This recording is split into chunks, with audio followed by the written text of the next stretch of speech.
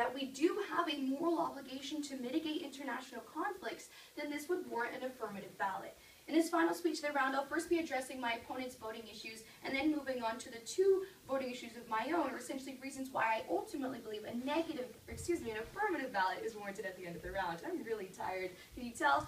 All right, so in response to his first voting issue, which is that moral obligations are always good, he made the point under here that the value is not the end goal, and I would agree to this, but my response you can tag as human rights makes the obligation. Human rights makes the obligation. In order to weigh the resolution, you have to argue, does the value lead to the resolution, and vice versa. It's how you weigh ultimately who will win at the end of the round. And I believe that I have appropriately proven to you as the judge how mitigation does uphold human rights, and mitigation successfully is able to end conflicts. That's the entire point of my third contention, which he did agree went uncontested. So this point does still stand, that human rights leads to a moral obligation. As I defined it in my first speech of the round way back when, a moral obligation is something you must do because it is morally right. And I ask you this, is it morally right for the United States to sit back and do nothing while millions of people are killed overseas in international conflict, knowing full well that we have the capability to do something about it?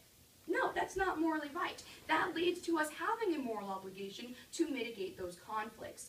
But then he brought through his applications talking about the Vietnam War, and I would just like to reiterate my points here. My first response you can tag as military force does not equal mitigation. According to my definition, which really wasn't that properly refuted in his last speech, military force is not a form of mitigation. But my second response you can tag is increased severity and pain.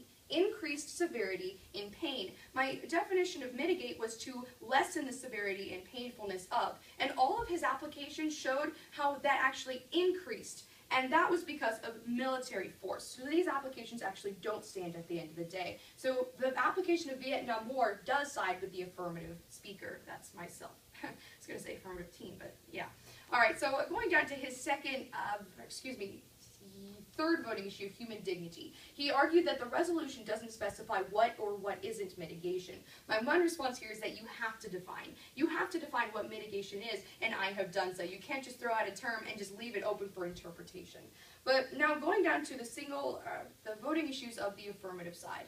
The first of which is that I have proved an obligation exists. At the beginning of the round under my resolutional analysis, I talked about how all I have to do to warrant your ballot is prove that mitigation achieves human rights and integrity, which I have done so. And I have proved that an obligation exists because it is morally right to go out, mitigate these conflicts, and protect human life. It is for this reason I would ask you to affirm the resolution. Thank you.